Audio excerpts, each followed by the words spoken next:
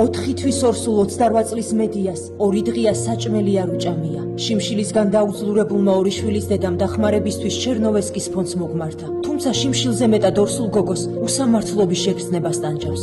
საქმე იმაშია, რომ უკიდურეს სიღატაკეში მცხოვრებ 2 წლის და 4 წლის ანგელოზებს სახელმწიფომ სოციალური დახმარება შეუწყვეტა. საბრალო ბავშვები და ჯერ კიდევ მუცლად მყოფი ანგელოზი ფაქტობრივად შიმშილისთვის გაიმენეს. 4 თვის ფეხმძიმე ვარ, პურის გარდა არაფერი არ მიჭამია 2 დღეა, აქეთ კიდევ დღეს ბავშვებისთვის მეზობელმა შემომაწოდა ბრინჯი და მე არც მიჭამია იმის გამო, რომ ბავშვებს ეჭამათ. მთავრობამაც ბავშვებზე რაც კი მქონდა 200 ლარი ისიც კი მოგვიხსნა, შეგვიჩერეს, მაგრამ რატომ არ ვიცი.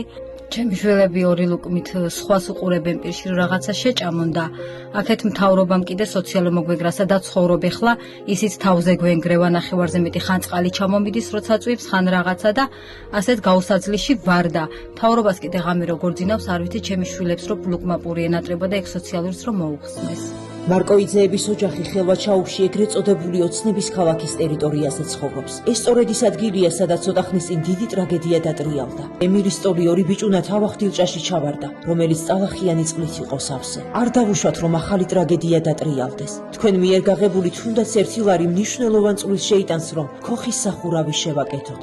ოჯახს სხვა წასასვლელი არსად აქვს. სამყარო ბუმერანგის პრინციპით არის მოწყობილი. უკვალოდ არაფერი იკარგება. არავინ იცის ვის რა ელისხვალ. დაეხმარეთ დღეს გასაჭირში მყოფ სხვის შვილებს და უფალი თქვენ შვილებს ასმაგად დაუბრუნებს ამ სიკეთეს, მათი ცხოვრების ყველაზე რთულ გზაზე.